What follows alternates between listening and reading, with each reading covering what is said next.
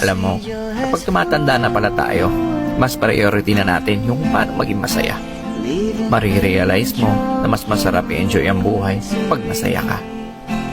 Di mo kailangan makipagtalo sa mga taong walang bilib sa'yo as long as nag-enjoy ka naman sa ginagawa mo.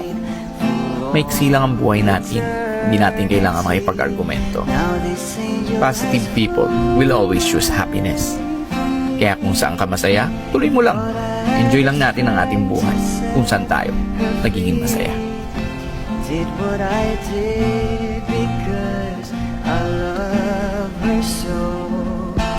Will she ever